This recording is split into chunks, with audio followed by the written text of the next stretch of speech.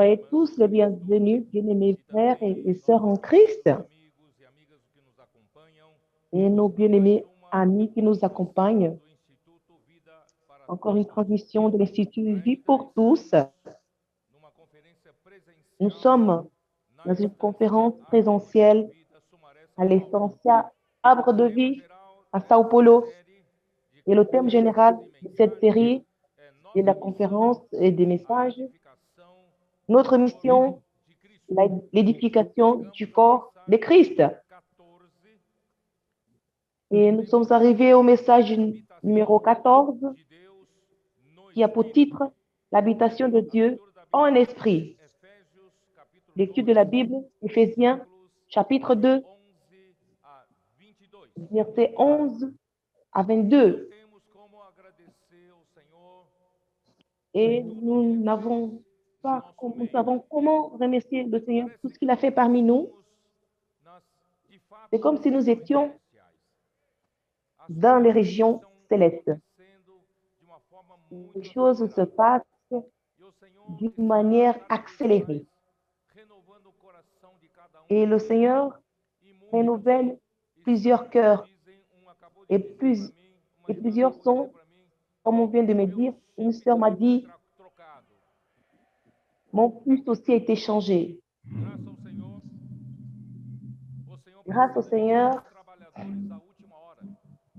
et le Seigneur a besoin de plus de travailleurs de la dernière heure. Et ceux-là qui sortent de leur confort, de leur état normal. Et les réunions de l'Église aussi doivent changer. Cette liturgie, et le frère responsable doit commencer la réunion. Et vous restez là, oh Seigneur Jésus. Et quelqu'un demande de louange, vous chantez l'hymne, vous proclamez l'hymne, on chante le premier, le deuxième, et ensuite vous proclamez. Et changeons cette liturgie.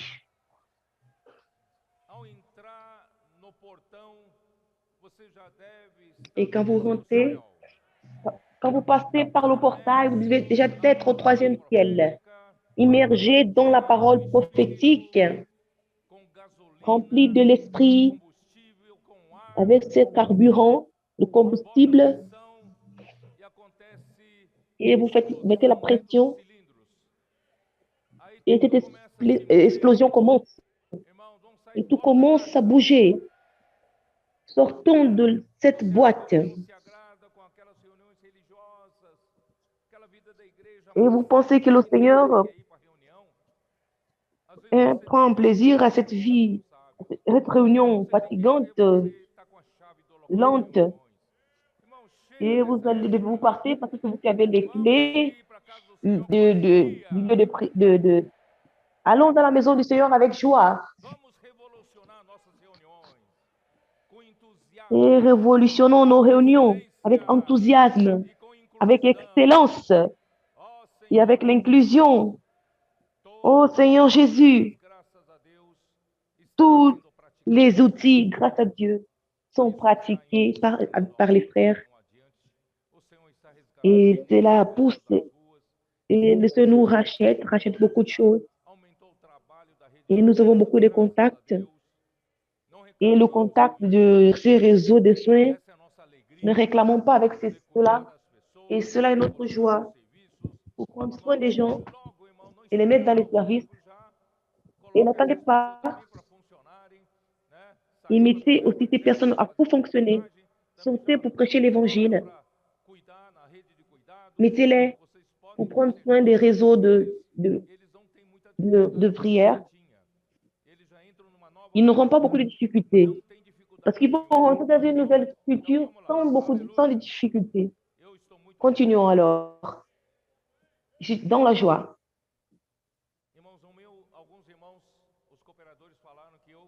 Et c'était coopérateurs m'ont dit, parfois je suis très sévère et je suis pressionnée et je pressionne. On n'a pas de temps à perdre. Le retour du Seigneur est proche.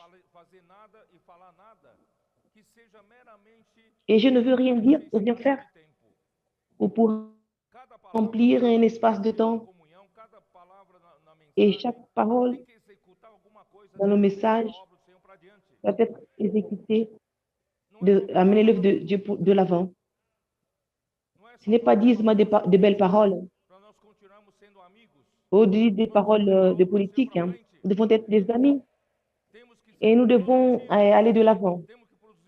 Nous devons être productifs et aller de l'avant avec tout ce que nous avons. Et dorénavant, soyons productifs. Et de la manière conventionnelle, on comprenait le chapitre 1 d'Éphésiens comme et l'économie de Dieu, le plan de Dieu nous montrait cela n'est pas est faux, mais nous voyons que Dieu vient nous dire avec toutes sortes de bénédictions spirituelles dans les lieux célestes et tout commence avec cette bénédiction dans les lieux célestes. Mais notre concept d'interprétation conventionnelle, c'est que le chapitre 1 et 2 commencent bien en dessous et le premier commence au troisième ciel.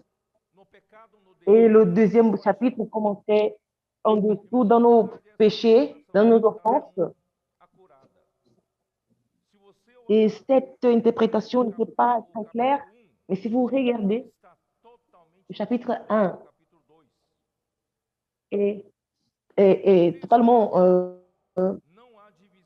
ensemble avec le chapitre 2. Dans le texte original, il n'y a pas de division de chapitres.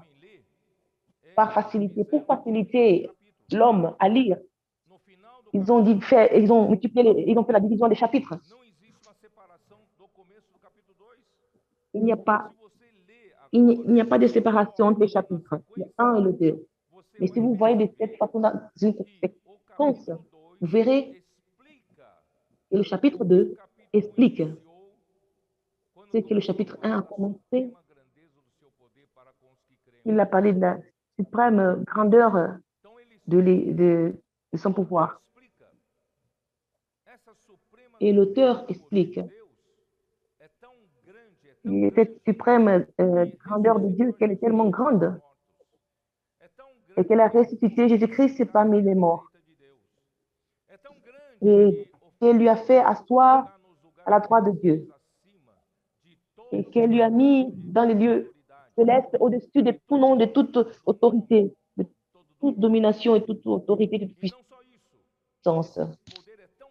Et non pas seulement cela, mais cette puissance est tellement grande qu'il a mis toutes choses sous ses pieds, sous les pieds de Christ. Et alors Dieu lui a donné ce pouvoir à l'Église qui croit. Pourquoi? Parce que l'Église a encore besoin d'exécuter, d'accomplir une tâche. Quelle est cette tâche, cette responsabilité?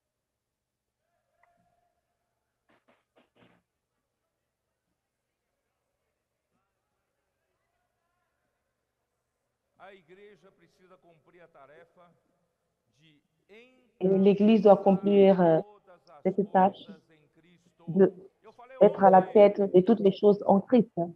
Et j'ai parlé hier, l'Église a cette responsabilité dans la pratique d'être à la tête de toutes choses en Christ. C'est pourquoi pour que Christ soit la tête sur toutes les choses, Dieu nous a donné à l'Église. Et l'Église a la responsabilité de mettre toutes les choses à la tête de Christ, en commençant par moi et par vous. En commençant, Dieu soit à la tête de son Église, chaque membre du corps de Christ, chaque partie de notre être intérieur. Que Dieu puisse remplir de Christ ma pensée, mon émotion et ma volonté. Bien entendu, alors l'Église sera la plénitude de celui qui remplit toutes choses, en toutes choses, qui, remplit, qui a rempli l'Église. Alors Dieu veut utiliser cette puissance avec tous ceux qui croient selon l'efficacité de la puissance de son pouvoir pour nous capaciter à cette tâche. Et il nous a pris dans la mort. Vous avez compris? C'est la séquence. Il nous a donné la vie. Nous étions morts par nos offenses et péchés. Il est allé nous chercher au milieu du péché, au milieu de nos offenses et nos péchés. Nous étions morts. On ne servait à rien. Un mort, il ne peut pas faire partie du corps de Christ. Et sans le corps de Christ, la volonté de Dieu ne peut pas être exécutée. Alors, la grande puissance de Dieu, avec ceux qui croient, il nous a donné la vie. Une grande chose. Nous étions morts, il nous a donné la vie. Et par la grâce, nous sommes sauvés.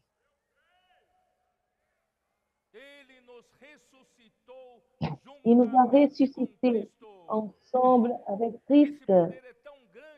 Et ce pouvoir est tellement grand. Et au moment que j'ai cru, plusieurs temps avant la résurrection de Christ, au moment que j'ai cru, Dieu m'a uni dans l'expérience d'avoir ressuscité Christ. Et j'ai ressuscité ensemble avec Christ. Et non pas seulement cela. Et la suprême grandeur de ceux qui croient, non seulement je suis ressuscité avec Christ, mais ils m'ont aussi conduit dans les lieux célestes en Christ.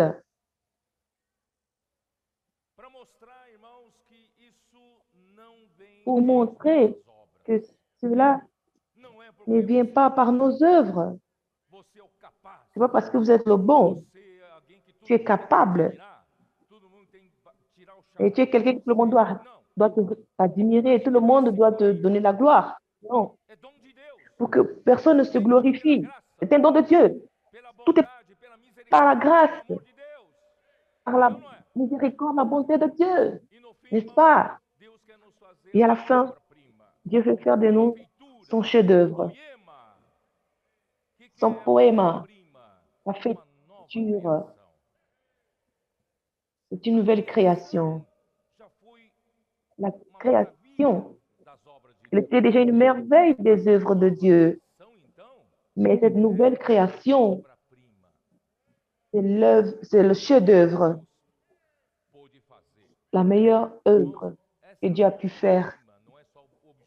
Cette œuvre, ce chef-d'œuvre, ce n'est pas seulement de l'art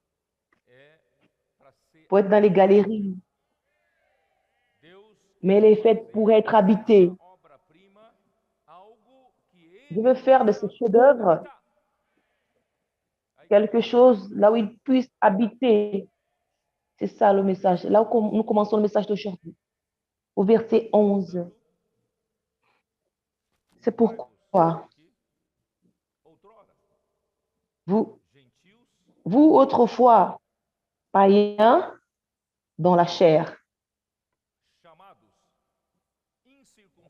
appelés incirconcis par ceux qu'on appelle circoncis et qui le sont en la chair par la main de l'homme.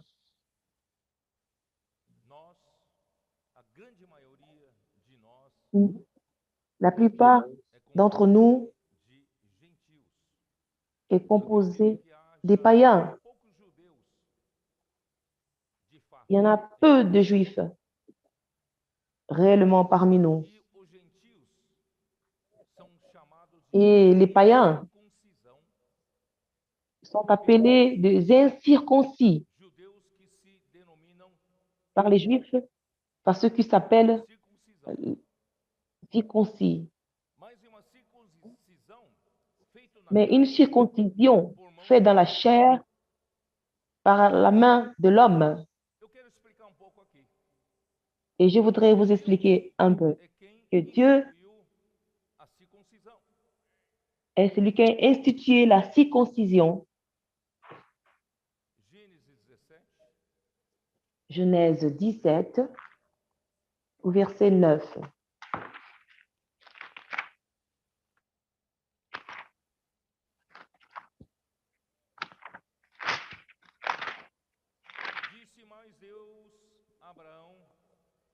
Et Dieu dit à Abraham, toi, tu garderas mon alliance, toi et tes descendants après toi, selon leur génération. C'est ici mon alliance que vous garderez entre moi et vous et ta postérité. Après toi, tout mâle parmi vous sera circoncis. Vous vous circoncirez et ce sera un signe d'alliance entre moi et vous.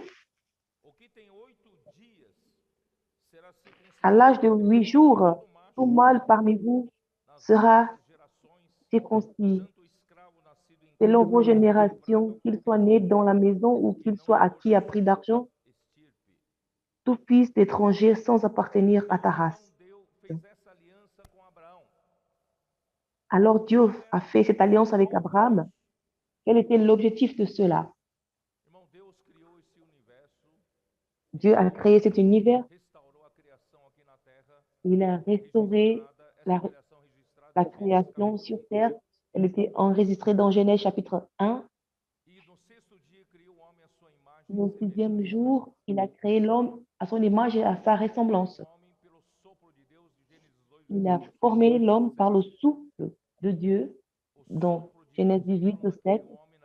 Le souffle de Dieu est entré et l'homme a vécu et est devenu un être vivant. Et la seule chose qui a été fait avec quelque chose qui soit terrestre, c'est notre corps, mais l'homme a été créé par le souffle de Dieu qui a fait l'esprit humain et qui a donné une âme. Et chacun est une âme vivante. Nous avons notre personnalité. Chacun a sa personnalité. Mais au chapitre 3 de Genèse, rapidement, le serpent a trompé Ève.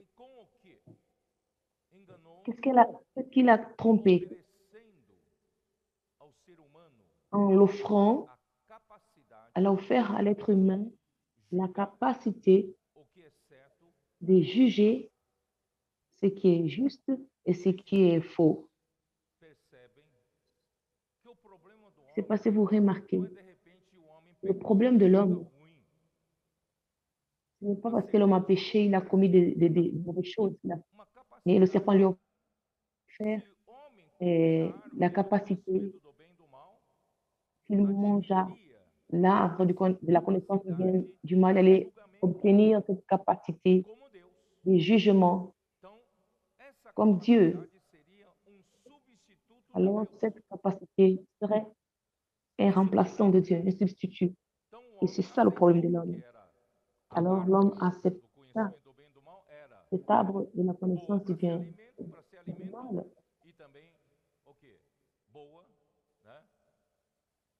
Elle était bonne comme aliment, comme nourriture, et pour donner son entendement, pour avoir l'entendement.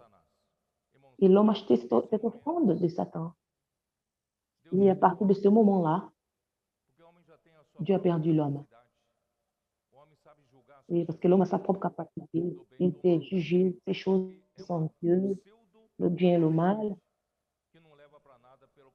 Et mais c'est d'autres capacités.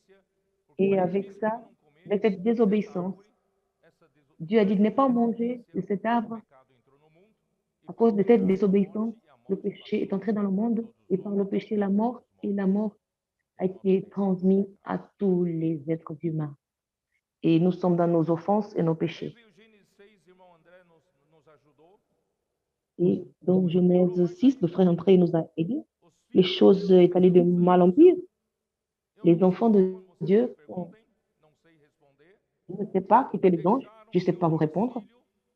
Ils ont laissé leur demeure, leur état naturel. Ils ont pris les filles des hommes comme des femmes. Et ça a engendré une confusion terrible. Alors les géants sont nés, les enfants hybrides. Et si ça allait continuer, ça allait en finir avec la race humaine. Ce mélange ça devait être grand. Et Dieu n'a pas permis cette situation. Et la violence s'est multipliée. La méchanceté, le péché. Alors, Dieu a dû envoyer le déluge pour exterminer les êtres humains. Il a juste sauvé une famille qui était la famille de Noé. Et en sortant de l'arche, et un peu de temps après, un enfant de couche, Nimrod, il a établi, il a régné sur les hommes en leur disant qu'il ne fallait plus avoir peur de Dieu parce qu'après les déluges, les hommes avaient peur d'être châtiés. C'était une tragédie. Alors un leader est survenu, un dictateur, pour leur dire, je veux prendre soin de vous. L'homme n'a pas besoin de Dieu, mais je veux construire des villes pour nous donner des moyens de survie et nous allons prendre soin de notre sécurité et notre divertissement. Alors, ils ont construit la première ville qui est appelée Babel. Et c'est là où est venue la Babylone qui persécute le peuple de Dieu jusqu'aujourd'hui. Et cette déclaration d'indépendance continue de nos jours. Et c'est la figure de la statue de Nebuchadnezzar qui représente le gouvernement humain. Le gouvernement humain contrôlé par le prince de ce monde, par le moyen de son commerce, qui a le pouvoir, la renommée, le prestige, comme je l'ai dit hier, et sont les puissants qui contrôlent ce monde, mais c'est le prince de ce monde qui contrôle. Mais d'ici, et Hérode a introduit l'idolâtrie. Et nous sommes éloignés du véritable Dieu et nous avons besoin de l'aide, du surnaturel, des aides de la divinité, des faux dieux. Et là commencent les idoles et à être adorés. On offre des sacrifices aux idoles pour qu'ils nous aident avec le climat, pour la production, pour l'agriculture, ou dans le climat, et pour empêcher l'inondation, pour des choses semblables. Et de l'avant, toutes les nations sur terre sont devenues des nations païennes. Il n'y a pas eu des nations qui adoraient le véritable Dieu. Et voyez comment Dieu était triste. C'est lui qui a créé la terre, qui a créé l'homme à son image et sa ressemblance, pour que l'homme puisse assujettir la terre et la gouverner par le moyen de Dieu et exécuter l'autorité de Dieu. Et toutes les nations sont allées après les idoles. Alors Dieu appela Abraham. Et après, à partir d'Abraham, il a dit, Abraham, je vais faire de ta descendance un peuple qui m'appartient. Et ce peuple différent a commencé par quoi? Pourquoi Dieu a fait l'alliance, la circoncision avec Abraham en voulant avoir un peuple différent? Où est-ce que l'homme était tombé? Où est-il tombé?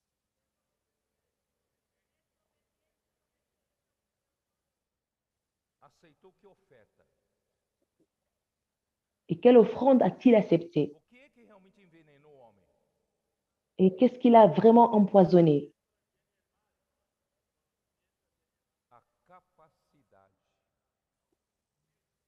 La capacité. La capacité que l'homme croit avoir, qui est venu de l'arbre de la connaissance du bien, du mal, et qui substitue la direction de Dieu.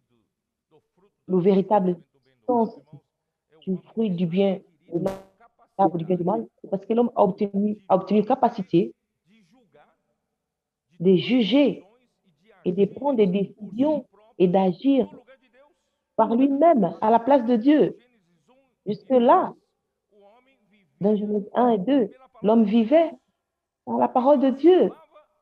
Ce que Dieu disait, c'était la loi, c'était des ordres. Et l'homme exécutait. Il avait la voix, il recevait la. Il était satisfait, n'est-ce pas?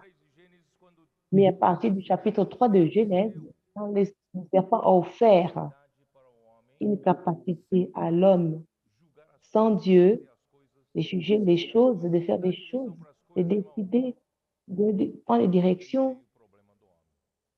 Et là, le problème de l'homme est arrivé. Pourquoi je parle de tout cela? Parce que dans l'Église, nous avons ce problème. Il y a beaucoup dans l'Église qui pensent qu'ils sont capables de faire des choses. Nous n'avons pas cette capacité. Nous dépendons de la parole de Dieu, qui donne la direction, qui donne la nourriture, la consistance pour tout faire. Mais l'homme est trompé par cette capacité et pendant des siècles et des siècles, dans l'histoire de l'Église,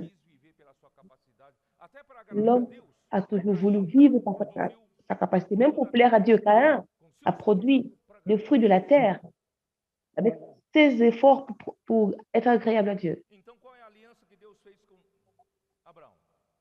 Alors, quelle est l'alliance que Dieu a faite avec Abraham? La circoncision signifie, qu'est-ce que c'est la circoncision?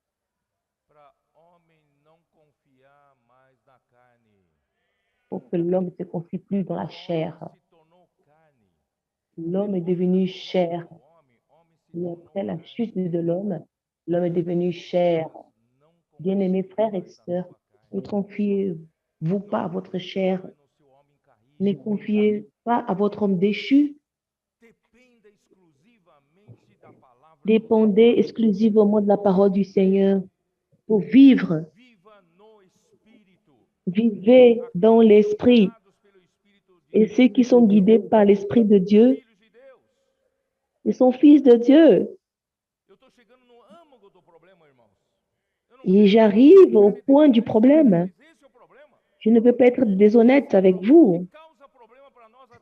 Ceci est le problème qui nous cause des problèmes aujourd'hui dans nos vies. L'homme pense qu'il est capable de convaincre. L'homme pense qu'il a la capacité de parler avec éloquence. Il pense qu'il est capable de rassembler des hommes et courir après eux. Il pense qu'il a la puissance de produire de l'argent, de la renommée, de la vaine gloire. Mais nous sommes un peuple, nous ne nous confions pas à la chair.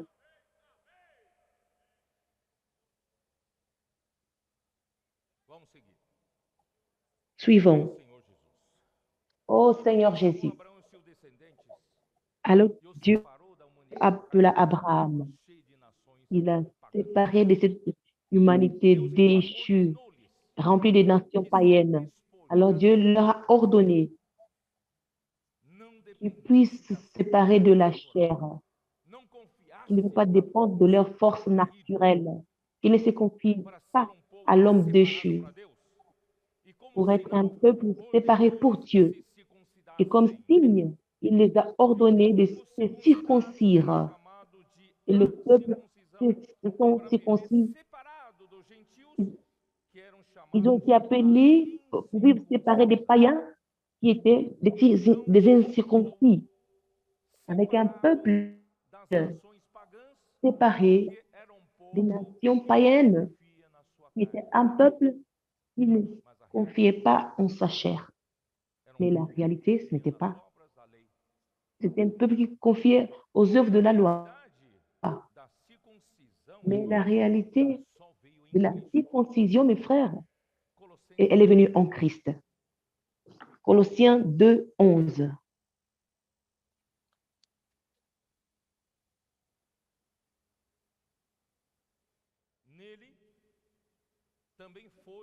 En lui, vous avez été circoncis par l'intermédiaire. Éphésiens 2, qui n'avait pas été fait par des mains humaines. La circoncision avait été circoncision sur condition que la main n'a pas faite, mais de la circoncision de Christ qui consiste dans le dépouillement du corps de la chair. La circoncision de Christ, l'Église a reçu la circoncision de Christ au chapitre 3, 11, verset 10. Il vous a revêtu du nouvel homme, qui est la nouvelle créature, qui est l'Église. Il vous a revêtu de cet homme qui refait pour la pleine connaissance selon l'image de celui qui vous a créé selon. Il n'y a ni grec ni juif. On ne peut pas séparer les circoncisions de l'air circoncis. Ni circoncis, ni incirconcis, ni barbare, ni scythe, ni esclave, ni libre. Mais Christ est tout et en tous. Ça, c'est le travail que Dieu veut faire. Que vous ne puissiez plus vous confier en la chair. Laissez Christ vous remplir avec la vie de Dieu, avec la nature de Dieu, au travers de la parole de Dieu. Philippiens 3, 3.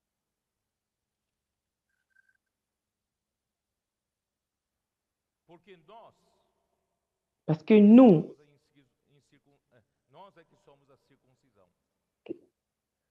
c'est nous qui sommes l'incirconcis. Dites à vous-même, nous sommes la circoncision. Nous. Vous savez pourquoi? Nous qui adorons Dieu dans la chair, nous qui adorons Dieu dans l'esprit. Et nous nous glorifions en Jésus-Christ. Et qui ne mettons pas notre confiance en la chair. Dites cela à vous-même. Nous sommes. C'est nous qui sommes la circoncision. Les circoncis. C'est nous qui rendons Dieu notre culte par l'esprit de Dieu. Nous glorifions Jésus-Christ et qui ne mettons point notre confiance en la chair.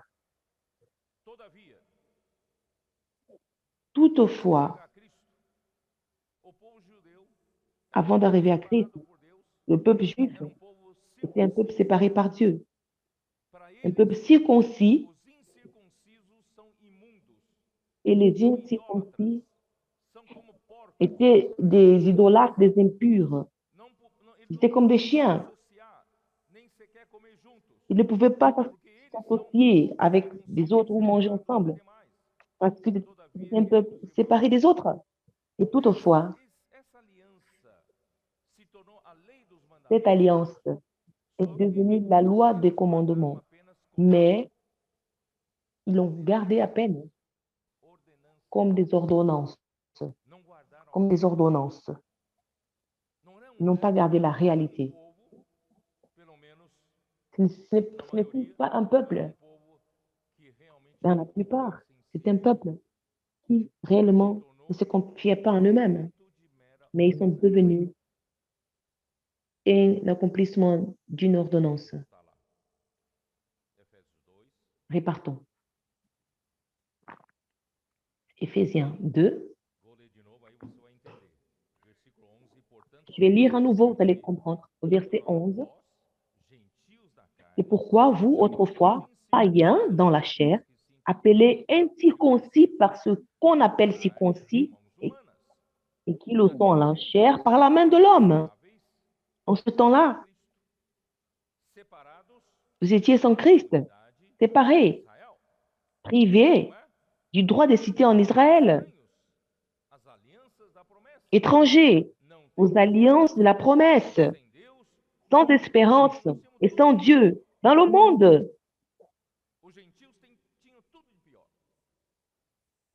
Tout ce qui était mauvais, tout ce qui était pire appartenait aux païens. Parce que Christ était venu, est venu de la lignée humaine, la descendance de David.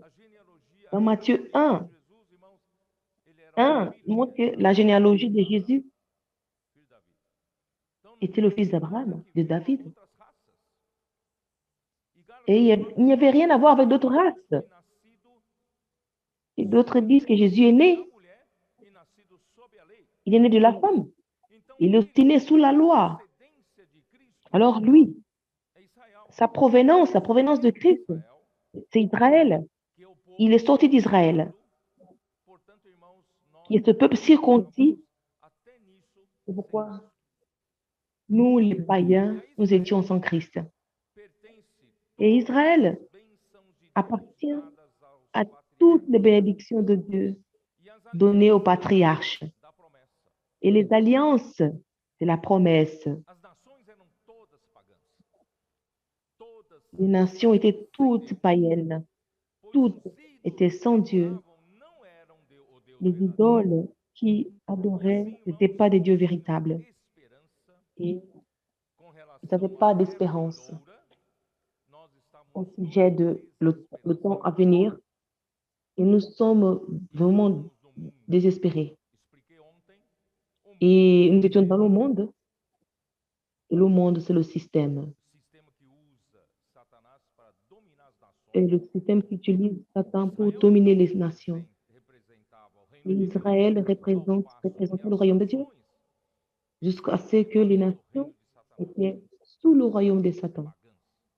Les nations païennes. Mais au verset 13 nous encourage. Mais maintenant,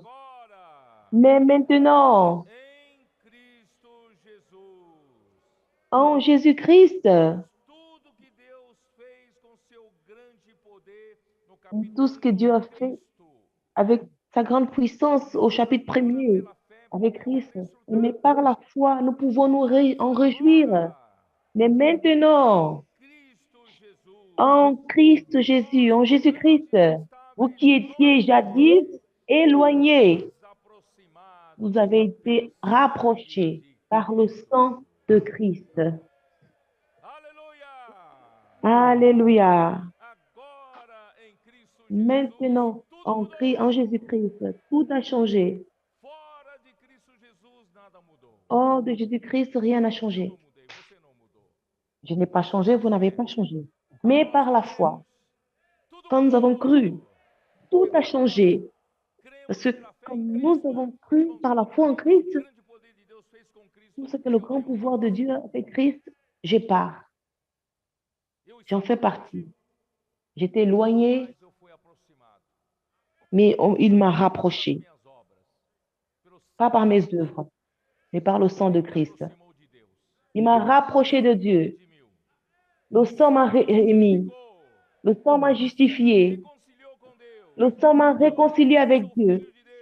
Et aujourd'hui, je suis fils de Dieu. J'ai reçu la vie de Dieu. Je suis proche de Dieu. Et je suis en Christ Jésus.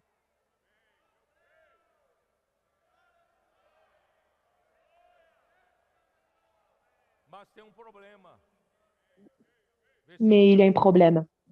Au verset 14, il y a un problème.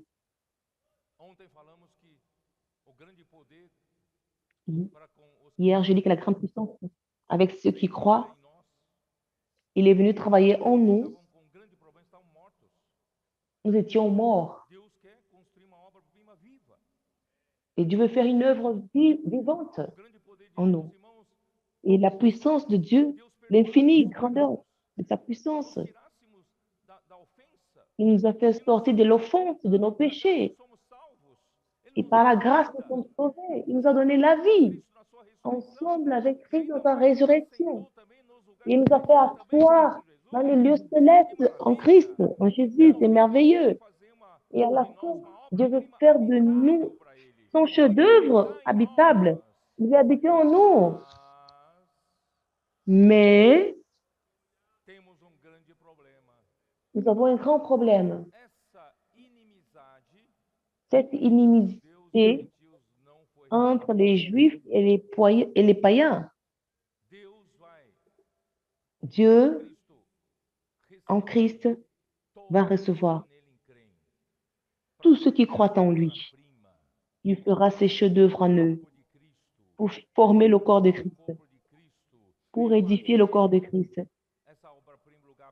et faire ce chef-d'œuvre un lieu habitable. Ce n'est pas pour faire la discrimination. Qu'ils soient juifs, qu'ils soient des païens. Mais Dieu veut inclure tous ceux qui croient. Mais quand ils sont introduits dans l'Église, tous ceux qui croient, les Juifs ont cru. Au jour de la Pentecôte, ils ont été reçus avec une porte ouverte dans le royaume des cieux. L'apôtre Pierre a été utilisé. Actes chapitre 10. Cette même porte qui est ouverte pour les Juifs qui ont cru, elle s'est ouverte aussi pour les gens, pour les païens qui ont cru. Maintenant, vous mélangez les païens et les Juifs dans un même endroit, ceux qui ont cru, alors il y a ce problème. La circoncision de l'incirconcision.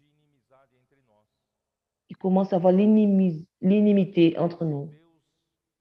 Les Juifs, même croyants, ils n'arrivent pas à vivre, à cohabiter avec les païens qui ont cru.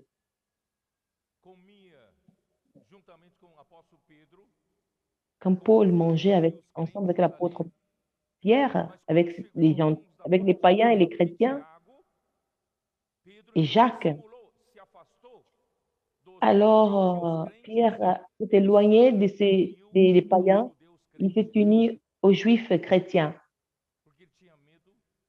parce qu'il avait peur. Et quelqu'un puisse dire à Jacques que Pierre mangeait avec les incirconcis. Mais quand Christ est venu, cette barrière a été dérobée. Mais dans la pratique, il y a encore un peu cette barrière. Alors, verset 14. Nous avons besoin de quelqu'un face à face. Car il est notre paix. Pourquoi il est notre paix?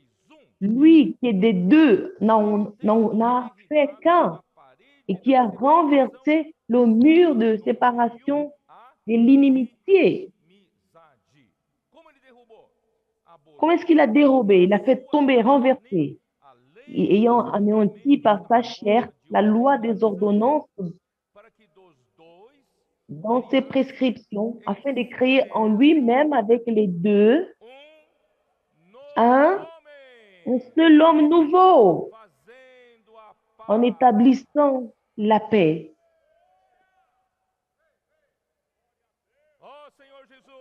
Oh Seigneur Jésus, Christ, il est la paix entre les Juifs qui ont cru et entre les païens aussi qui ont cru. En Christ, mes frères, il n'y a pas la distinction entre les païens et les Juifs. Romains 10, verset 12.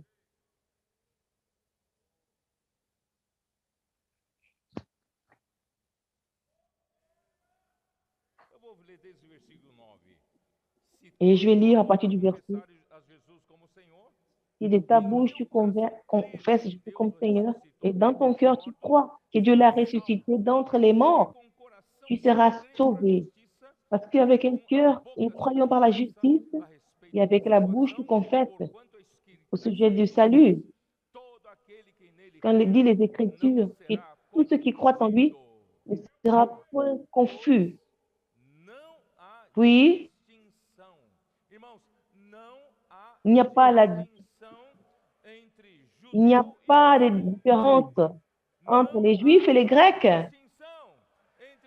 Il n'y a plus il n'y a plus de différence entre les Juifs et les Grecs, puisqu'ils ont tous un même Seigneur et qui est riche pour tous ceux qui l'invoquent.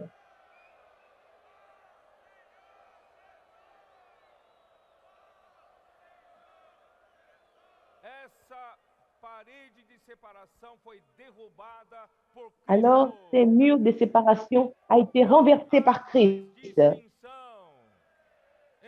Il n'y a plus de séparation, de différence entre le juif et le grec. Galates 3, 28.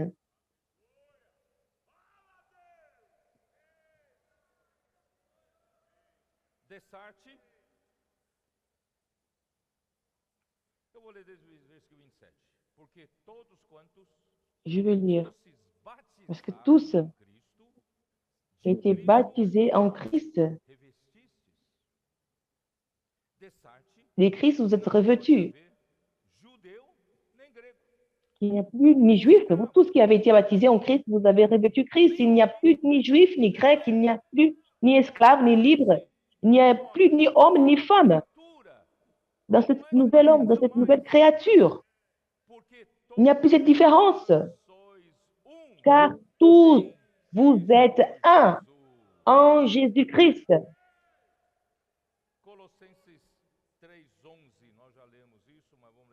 Colossiens 3, 11, qui dit, dans le nouvel homme, qu'il n'y a plus des Grecs ni des Juifs, il n'y a ni Grec, ni Juif, ni circoncis, ni incirconcis, ni barbare, ni scythe, ni esclave, ni libre. Mais Christ est tout et en tous. Il n'y a plus de bagarre.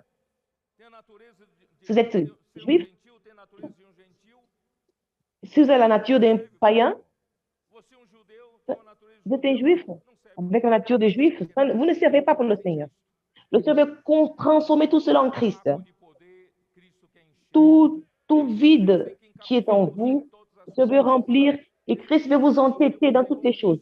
Il veut vous remplir de Christ. Christ, il est tout et en tous. Et comment?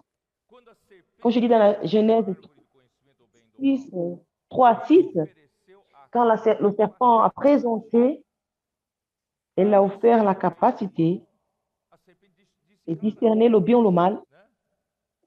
Il a dit clairement, alors tu auras cette capacité, tu seras comme Dieu. Quand ça veut dire comme Dieu, c'est-à-dire la place de Dieu. Tu n'as plus besoin de Dieu. Dorénavant, tu as la capacité de vivre sans Dieu. Ce que Nérode a déclaré, nous n'avons plus besoin de Dieu. Nous on se débrouille. Nous arrivons à créer des systèmes et tout le monde va survivre. Nous aurons des villes que les ennemis ne viennent pas nous détruire. Nous aurons notre propre sécurité. Nous savons créer des divertissements et le plaisir, le péché. Oh Seigneur Jésus.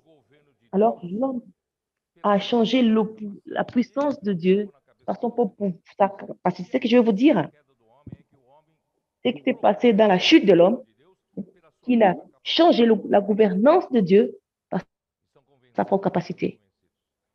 Vous êtes convaincus, oui ou non?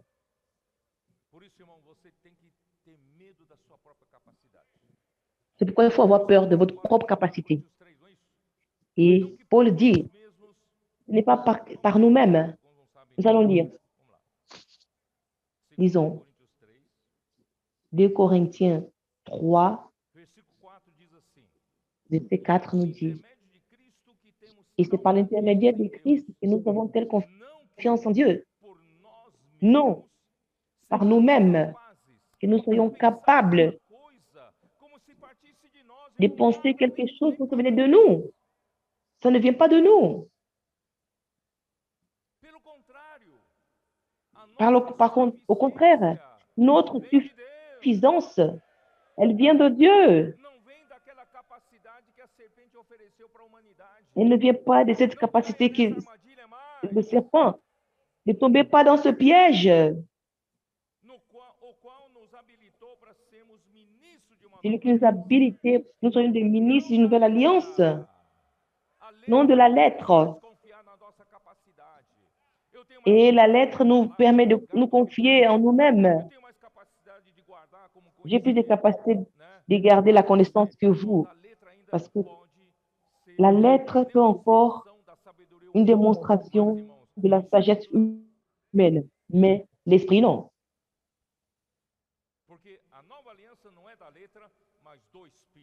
Parce que la nouvelle alliance n'est pas de la lettre, mais de l'esprit. Parce que la lettre tue, et l'esprit donne la vie.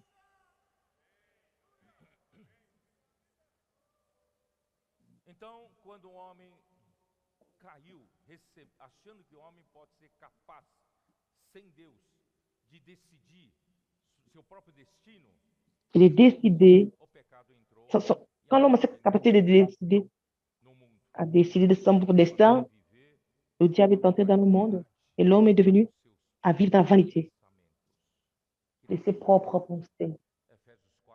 Il n'y a rien. Éphésiens 4, 18.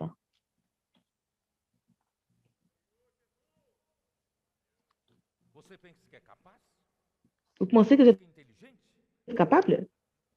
Vous pensez que vous êtes intelligent? Tu n'as rien dans la tête. Tu n'as que des vers dans la tête. Le verset 17 nous montre. Voici donc, je te dis, et ce que je déclare dans le Seigneur, c'est que vous ne devez plus marcher comme les païens qui marchent selon la vanité de leurs pensées. Nos pensées après la chute, l'homme pense qu'il est capable, il pense qu'il réalise des grandes choses. Mais Dieu n'aime pas la vanité.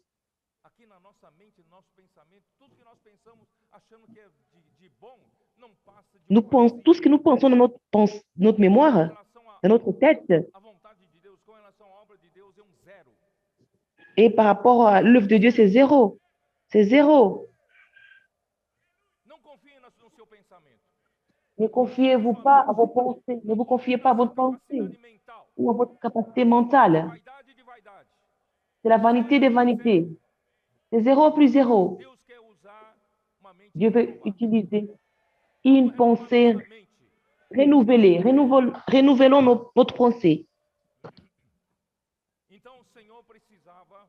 Alors le Seigneur avait besoin de résoudre ce problème dans la chair. Il est venu dans la chair. Jean chapitre 1, Jean 1, 14.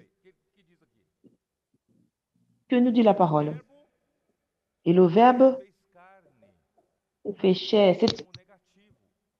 C'est un terme négatif de l'homme déchu.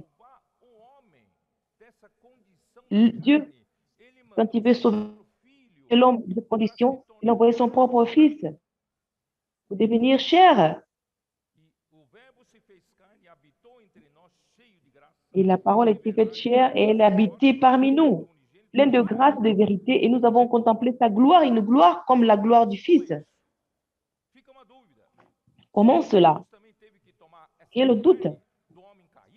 Et si Jésus a pris cette chair de l'homme déchu, alors il avait le péché. Mais la Bible dit qu'il n'a pas de péché. Il n'a pas commis de péché. Voyons dans Romains 8, 3. Romains 8, verset 3. Porquanto que fora impossível à lei, no que estava enferma pela carne, Isso fez Deus enviando seu próprio filho em Car chose semelhança impossible à la de loi, parce que carne la chair la rendait sans force, Dieu a condamné le semelhante ao péché dans la chair, pecado, e en com voyant à cause du efeito péché condenou Deus na son carne propre do Fils dans pecado. une chair semblable à celle du péché. Porque os filhos dos homens todos têm carne, Parce que todos têm les fils sangue. de l'homme, tous sont péchés. Desses Tous ont igualmente la chair et le sang. Jesus participou para que ele Et pudesse Jésus a nos participé salvar. également Mas se pour ele qu'il puisse tomasse nous a sauver dans la chair, chair. ele certamente seria Et s'il prenait la contaminado chair, com certainement, il devait être contaminé. a parte pecaminosa da carne, da natureza La pecaminosa da carne. partie pécheresse, Mas de olha la que cette coisa nature pécheresse. maravilhosa Mais voyez comme c'est acontece. merveilleux. Isso fez On nous Deus dit, enviando et o cela seu fait próprio filho Dieu em envoyant son propre Fils en, semelhança da carne do pecado. en Semelhança. semblance de la chair, Qual dans une é, chair semblable. qual é a diferença? Eu vou pedir para projetar aqui a Quelle ilustração. quelle est la différence? Eu já falei isso no Je vais passado. montrer ici l'illustration. J'ai parlé de ça dans le passé. Apareceu ou não? Apareceu. Est-ce que vous pouvez me montrer ça? Vous Uma voyez circunferência. une Eu vou circonférence. mostrar é círculo, En fait, je vais montrer un cercle a carne do homem. qui est la chair de l'homme. O contorno desse círculo Et autour de ce é a semelhança cercle, da carne do pecado. c'est la E o ressemblance de la conteúdo chair, desse la círculo chair du é a péché, carne do pecado. c'est la chair du Jesus ressemblance à la chair. participou da carne do Jésus pecado, n'a pas mas participé à la chair du péché, semelhança da carne do pecado. mais il a participé à la ressemblance. À la E quando ressemblance. Deus levou Jesus para a cruz, Et quand Dieu a emmené Jésus sur la pelo croix, contorno, il l'a mené autour. levou pelo contorno, Mais quand il a pris Jésus tout autour, le contenu a été réparti ensemble. todo o pecado do mundo inteiro nele. Et parce que Dieu a mis tout le péché du monde en lui. Mais il n'avait que cette ressemblance. Corrida que entrou rato e foi morto. Et c'est comme un piège, là, Laura est entrée. E quando Jesus, como a semelhança Et quand Jésus, avec foi à cruz, cette ressemblance, destruiu est allé sur la croix, a carne. détruit par la chair, Vocês têm que pular da cadeira. vous devez sauter de vos chaises. Isso não é engenhoso? A sabedoria Ce n'est de pas Deus. ingénieux. La sagesse de Cristo Dieu. não participou do pecado, mas ele veio em Christ n'a pas participé du semelhança péché. do pecado. Il était Quando semblable ele foi à cruz, Deus então o quê? à celle du péché. Mais quand il est allé sur la croix, qu'est-ce que Dieu a fait? Destruiu, condenou Deus Dieu na carne o pecado. Dieu a condamné Versículo 4. la chair, l'a condamné dans la chair du Feito péché. da lei, se cumprisse Verset em nós 4. que não Et c'est la fin que la andamos justice mais de la loi fut accomplie en nous, qui segundo marchons non selon la chair, mais selon Porque os que l'esprit. inclinam para a carne, Ceux en effet qui vivent selon la chair coisas da carne, s'affectionnent aux choses de la chair. pensamentos. Vous voyez un peu la vanité de la Inclinam para o pensée. espírito, Mais pensam das coisas do espírito. ceux qui s'affectionnent aux choses Hoje de nós temos l'esprit uma vivent selon mente l'esprit. renovada. A Aujourd'hui, nous nossa avons une mente pensée qui est cogita as coisas do renouvelée. espírito, cogita Et as nous nous coisas do affectionnons aux espírito. choses de Dieu, aux choses de l'esprit. Assim, irmão, na sua carne, Ainsi, dans votre chair, a lei dos il mandamentos, a abolit lei la das loi des ordenanças. commandements, des O ordonnances. homem religioso, irmãos, Parce que l'homme religieux, as il est formas, emprisonné rituais, dans les rituels, dans les práticas de coutumes, adoração a Deus, irmão, que só des causam pratiques divisão e d'adoration. inimizade. É ou não é? Et ça apporte la Por isso, division, irmão, estou falando l'inimitié. para vocês acabarem com Alors, je demande, terminez todo o ritual das reuniões. avec tous les rituels de ces réunions. Irmãos, as formas são Les ordenanças, formes sont des ordonnances, não é? n'est-ce pas? Deixa Cristo ter liberdade. Laissez Christ avoir de la liberté. Laissez l'esprit avoir la liberté. Porque as formas rituais, Parce que les costumes formes de rituelles, adoração a les Deus só nos coutumes, les dividem. pratiques Só d'adoration causam divisão, só On est cause de division, on est cause de l'inimitié. Ah, vous ne pratiquez pas ça là-bas, dans mon église, on pratique ceci, cela. Ça cause la division. Christ a créé les deux peuples en un seul homme. Galates 3. Pourquoi la loi était... à quoi sert la loi? Avant que la foi ne vienne, nous étions sous l'autorité de la loi qui devait être révélée de manière que la loi, ayant que la foi vint, nous étions enfermés sous la garde de la loi en vue de la foi qui devait être révélée. Ainsi, la foi était comme un pédagogue pour nous conduire à Christ, afin que nous puissions, pour nous conduire où? Pour nous conduire à Christ, afin que nous fussions justifiés par la foi. Et la foi étant venue, nous ne sommes plus sous ce pédagogue. Car vous êtes tous fils de Dieu par la foi en Jésus-Christ. Vous tous, soyez juifs ou païens.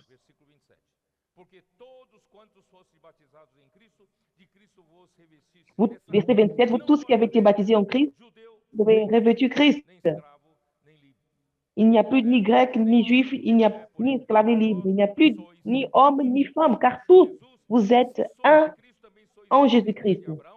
Et si vous êtes à Christ, vous êtes donc la postérité d'Abraham, héritier selon la promesse. Mes frères, l'Église, c'est ce nouvel homme. Parce que Christ a fait la paix. Et Christ est la paix. Et quand nous dépouillons du vieil homme, nous brisons, nous revêtons de Christ comme un nouvel homme. Je vis dans Galates chapitre 5. Le nouvel homme, c'est l'Église qui s'est revêtue de Christ, qui vit en esprit, qui manifeste la personnalité de Christ. C'est pourquoi le royaume des cieux doit être composé des gens qui se vident de sa chair, qui se vident de sa capacité, qui se vident d'eux-mêmes. Le royaume des cieux, quand vous rentrez dans le royaume des cieux, il dit, soyez bienheureux les pauvres en esprit. Si vous pensez que vous êtes capable, le royaume des cieux ne vous appartient pas.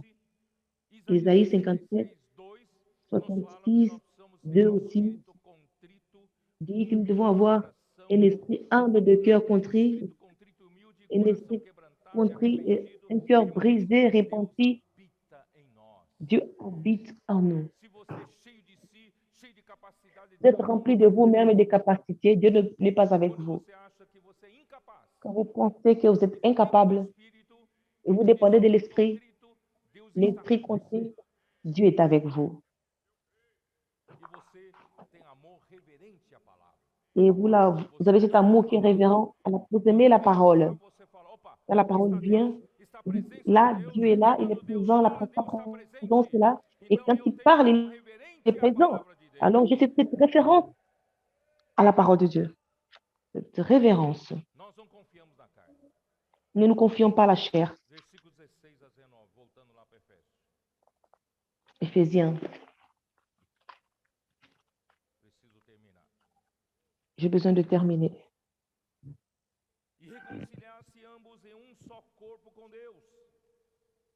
Il a réconcilié les uns l'un à l'autre en un seul corps avec Dieu par la croix en détruisant par elle l'inimitié.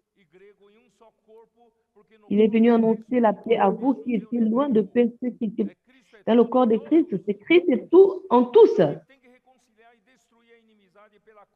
Alors, il doit réconcilier et briser l'inimitié. Il est venu annoncer la paix à vous qui étiez loin et la paix à ceux qui étaient loin, car par lui, nous avons les uns les autres accès auprès du Père dans un même esprit.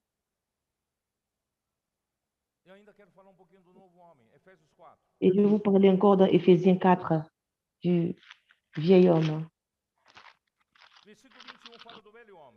Au verset 21 nous parle du vieil homme. Si du moins vous l'avez entendu ici, conformément à la vérité qui est en Jésus, c'est en lui que vous avez été instruits à vous dépouiller du vieil homme qui se corrompt par les convoitises trompeuses. Dépouillez-vous de ce vêtement du vieil homme. Revêtez-vous, revêtez-vous, revêtez-vous. Mettez notre vêtement. Mais il faut renouveler votre pensée. Si vous ne renouvelez pas l'esprit de votre pensée, revêtez. Revêtons-nous. Mettons. Revêtis l'homme nouveau, créé selon Dieu. Et cette parole créer, c'est encore ce verbe de créer. Créer, poéma. Dans le chef-d'œuvre, ce n'est pas seulement créer, mais qui devient un lieu d'habitation. Dieu va créer le nouvel homme qui devient un lieu d'habitation, c'est son habitation. Dieu veut habiter dans ce nouvel homme.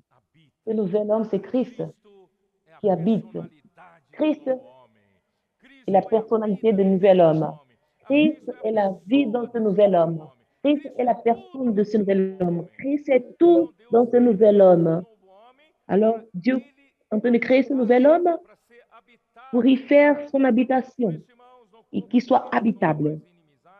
C'est pourquoi dans le corps de Christ, il n'y a plus d'inimitié, mais nous sommes réconciliés par sa mort sur la croix. Nous devons voir que tous, Romains 6,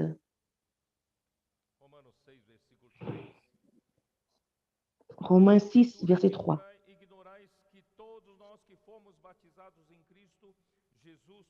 Tous qui avons été baptisés en Jésus-Christ, baptisés par sa mort, nous avons été ensevelis en Christ.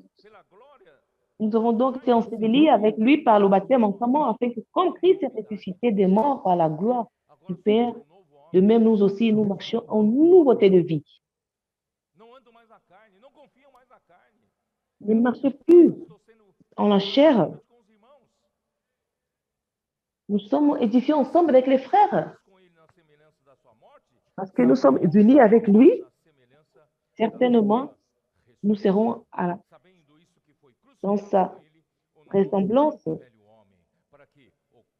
Et notre vieil homme sera ressuscité crucifié avec lui. Et nous ne servons pas le péché comme esclaves. Au verset 8. Or, si nous sommes morts avec Christ, nous croyons que nous vivrons aussi avec lui. La chair, avec toute sa capacité du vieil homme, elle est morte avec Christ. Et maintenant, nous sommes un nouvel homme. Ce nouvel homme, nous allons vivre avec Christ. C'est Christ qui vit en nous. Et là, nous aurons la paix. La paix. Christ est notre paix. C'est pourquoi Dieu veut rendre ce nouvel homme habitable. Nous avons encore beaucoup de problèmes.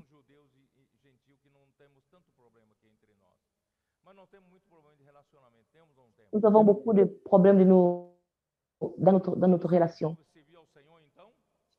Et quand vous décidez de servir le Seigneur, n'est-ce pas? Vous n'étiez même pas là. Quand tu commences à servir le Seigneur, il y a des critiques ici et là. On vous regarde de travers. Nous avons beaucoup de problèmes. Et avec celui-ci, j'arrive à servir. Avec celle-là, vraiment, je n'aime pas celle-là. On a ce genre de problème, n'est-ce pas?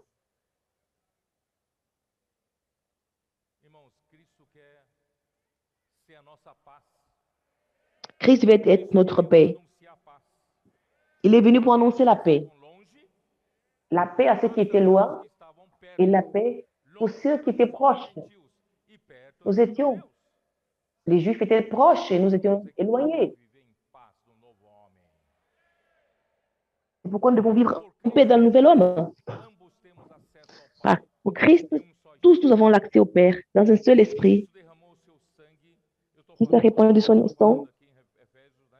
Estou continuando aqui. Je parle dans Éphésiens. Tá?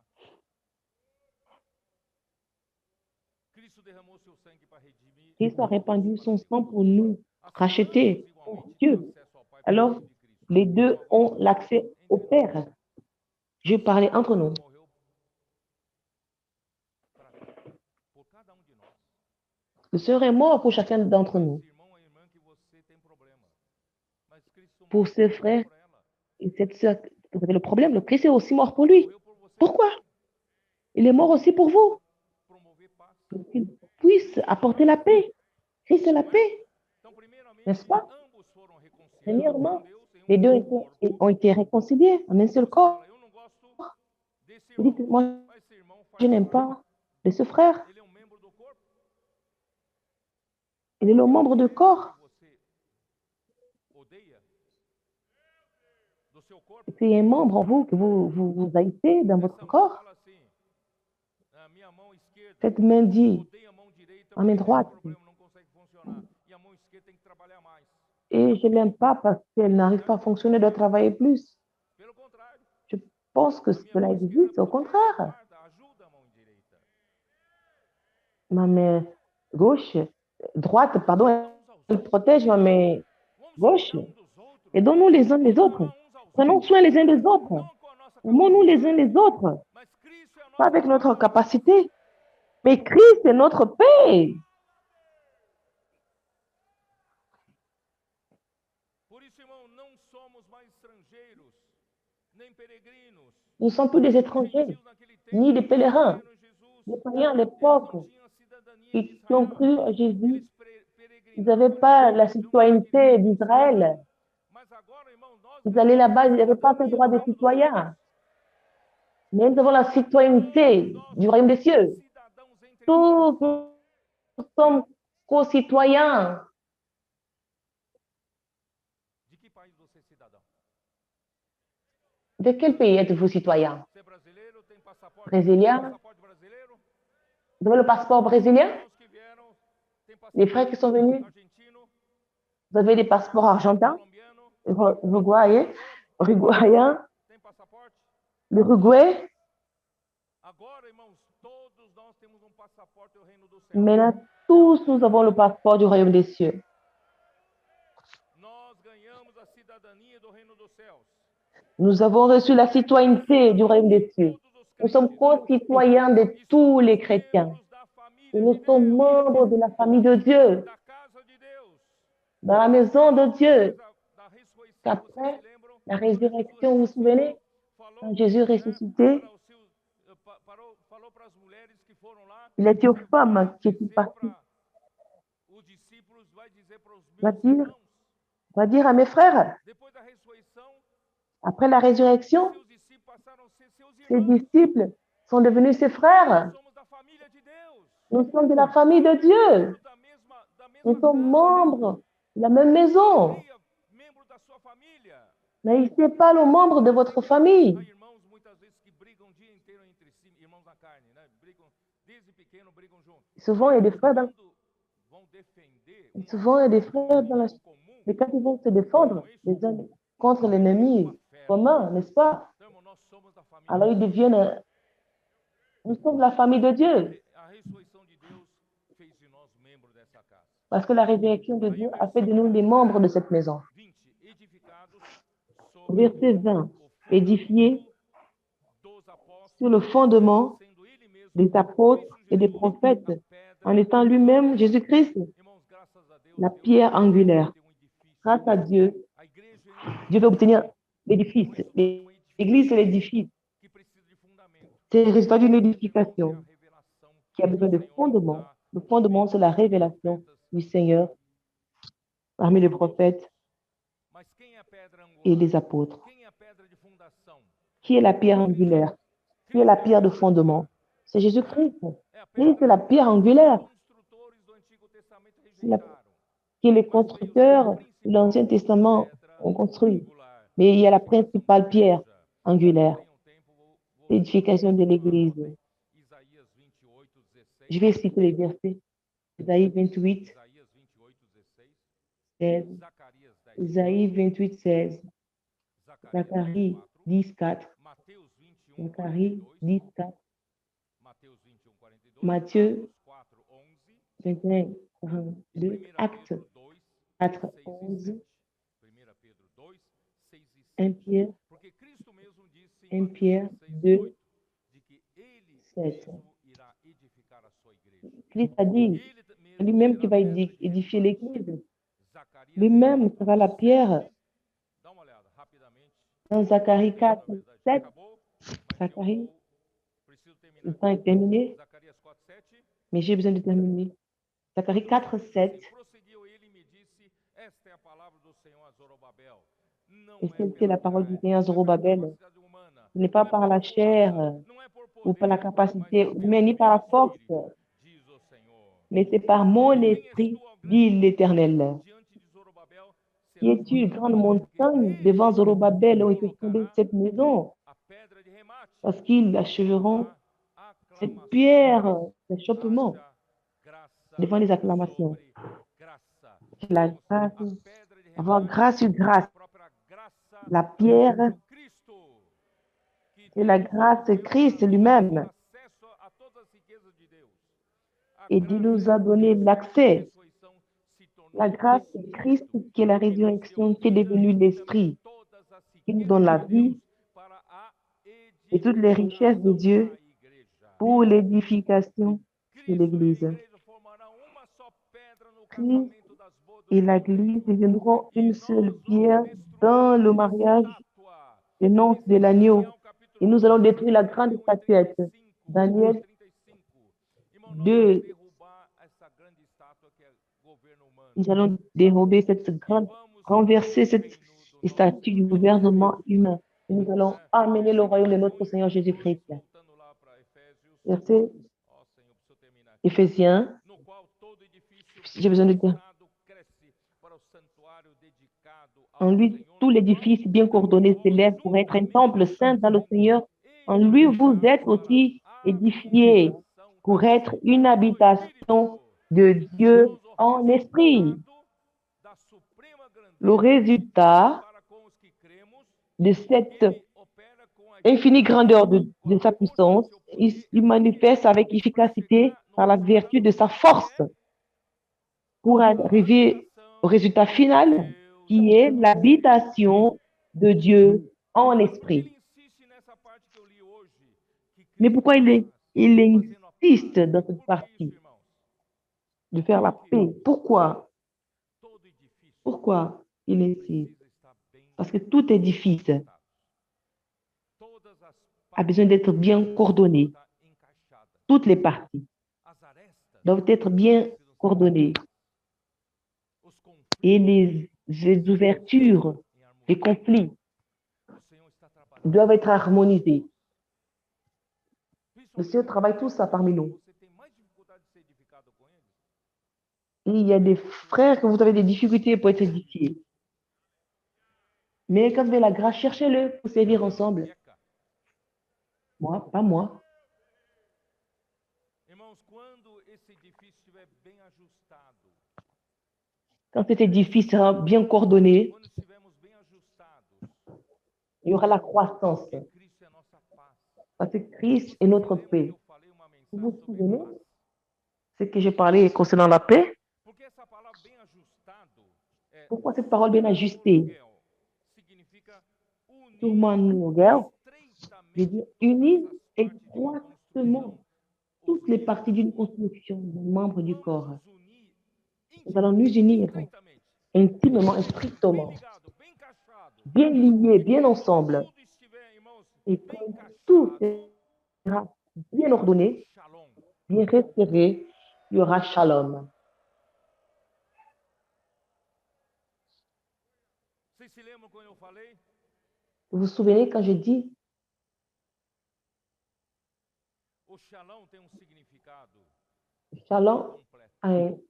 a une signification complète de Isto é, plénitude. quando Salomão terminou o templo, Quand Salomon a terminé le as temple, peças se encaixaram. Quand toutes les pièces sont mises ensemble, tout est devenu harmonieux. La paix a été libérée. Le moment de la paix est arrivé. Et Dieu est en train de faire ce travail parmi nous. On a encore des petits conflits, certains